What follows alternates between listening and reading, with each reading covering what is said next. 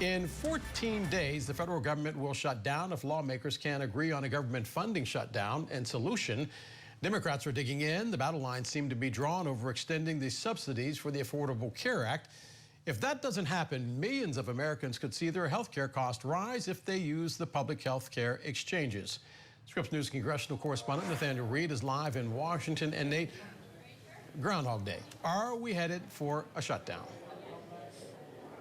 Del, it certainly does feel like Groundhog Day. And look, right now what we're waiting for is Democrats to release their so-called counteroffer to what Republicans are looking to do to keep the government open. Now, Democrats have made very clear they want to see an extension of those Obamacare, Affordable Care Act subsidies, which have made health insurance more affordable for so many people. Getting rid of it could potentially see millions of Americans go off of their health insurance because health care costs could rise for those who get their insurance from the exchanges, also known as the marketplaces in various states, go up by anywhere from 75% to 90%, according to the Kaiser Family Foundation. That's depending on where you live. But that could make healthcare unaffordable for millions of Americans. The question is whether Democratic leaders are able to kind of keep their caucus together, make sure that all their members are okay, going down with the ship, if you will, allowing the government to shut down while they hold out hope for any sort of solution on Affordable Care Act subsidies. Here's Senator John Fetterman speaking with me on Monday,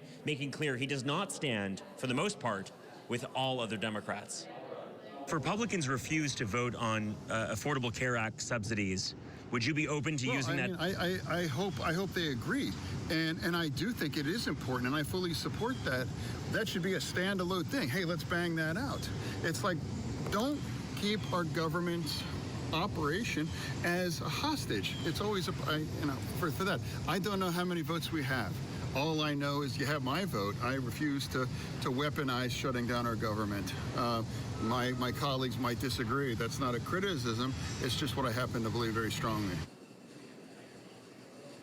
And to be clear, we're waiting for that Democrat counter-argument, but at this point, the attempt that Republicans have put forward to keep the government open and funded, at least for the next 7-8 weeks while they try and figure out a more comprehensive solution to next year's funding, that does not include an extension of those subsidies. Already concerned for sticker shock for Americans who might be redoing their health care plans for next year and see those costs start to skyrocket.